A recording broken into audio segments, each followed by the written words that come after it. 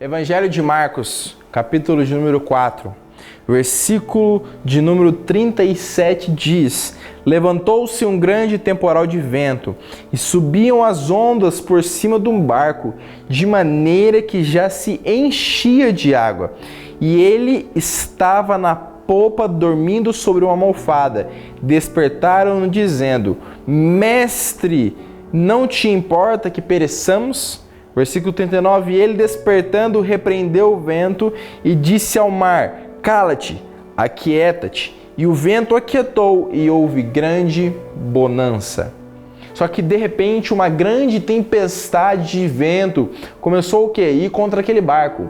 Um grande vento de uma forma que as ondas começaram a subir em cima do barco, ou seja, começaram a encher. Nós entendemos, nós formos olhar quando uma tempestade ela assola um barco, que ela chacoalha aquele barco. E o vento, quando fala de uma tempestade, é que era algo forte. Era um vento muito forte que ia contra aquele barco, que de alguma forma atingia aquele barco. E as ondas começaram a subir naquele barco, começaram a encher aquele barco. E você vai ver na palavra que os discípulos ficaram com medo, que os discípulos eles ficaram aterrorizados, eles ficaram apavorados. Só que você vai olhar na palavra, que a palavra nos relata que Jesus dormia durante a tempestade. E aí você me pergunta, que tipo de tempestade é essa que faz Jesus ficar dormindo? Que tipo de tempestade é essa que um homem como Jesus não acorda, não desperta? Qualquer um, vamos olhar aqui, prestar atenção, qualquer um no lugar de Jesus, no meio de um barco, que o barco chacoalhava, que o barco ia para lá e para lá, que o barco ficava, sendo atingido por aquelas ondas, atingido por aquele vento. Não tem como, não existe possibilidade de você dormir dentro de um barco no meio de uma tempestade. Só que a Bíblia nos relata que Jesus dormia no meio da tempestade.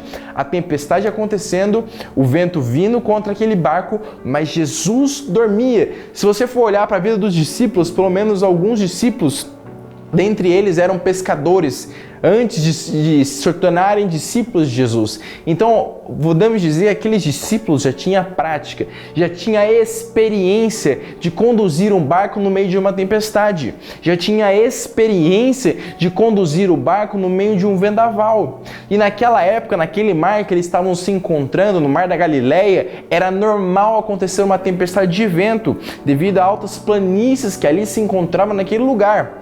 Só que aqueles discípulos, eu tenho certeza que devido à experiência, eles tentaram de sua maneira, da sua forma, conduzir o barco no meio da tempestade. Só que Jesus, no meio da tempestade, dormia. Jesus, no meio da tempestade, estava dormindo. E Jesus estava na polpa. Na polpa do barco era a parte de trás, era a parte onde conduzia o barco. Era a parte onde a pessoa que conduzia o barco ficava. Então entenda uma coisa, Jesus dormia na parte que se conduzia o barco.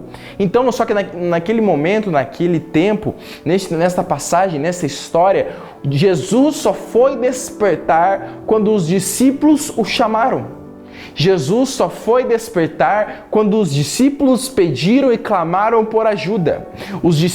Jesus somente despertou, Jesus somente acordou do seu sono, somente no momento ao qual os discípulos chamaram: Mestre, nos ajuda. E nas nossas vidas é assim, enquanto você tentar da sua maneira conduzir o seu barco, Jesus vai ficar dormindo.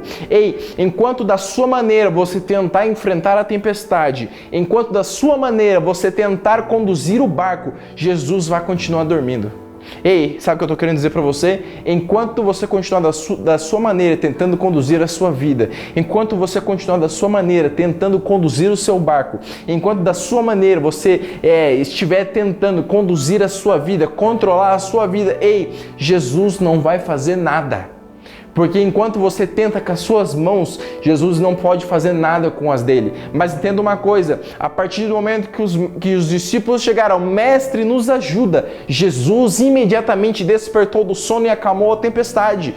Mas entenda, a partir do momento que você começar a entender que Jesus tem que tomar o controle, que é Jesus quem faz, que é Jesus quem conduz o barco, as coisas vão começar a mudar. A tempestade ela vai se acalmar imediatamente. imediatamente. Mas a partir do momento que você passar o controle do barco, enquanto os discípulos tentavam da sua maneira, a tempestade continuou e Jesus continuou dormindo. Só que entenda, Jesus dormia na onde era controlado o barco. Acho que você não entendeu ainda, né?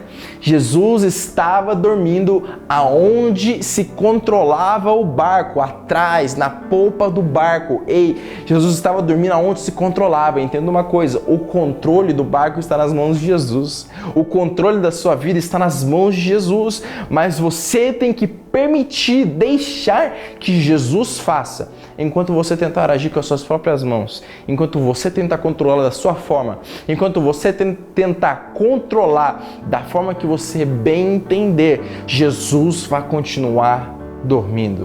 Ei, enquanto você insistir em fazer da sua maneira e do seu jeito, Jesus vai permanecer sem fazer nada. Mas a partir do momento que você tomar a atitude como os discípulos tomaram, Mestre, nos ajuda. Mestre, não deixe que nós venhamos perecer. Mestre, não permita que nós morramos. Mestre, nos ajuda. A partir do momento que você passar o controle do seu barco, a partir do momento que você parar de agir com as suas próprias mãos e permitir que Jesus faça, imediatamente a tempestade vai se acalmar e vai haver grande bonança.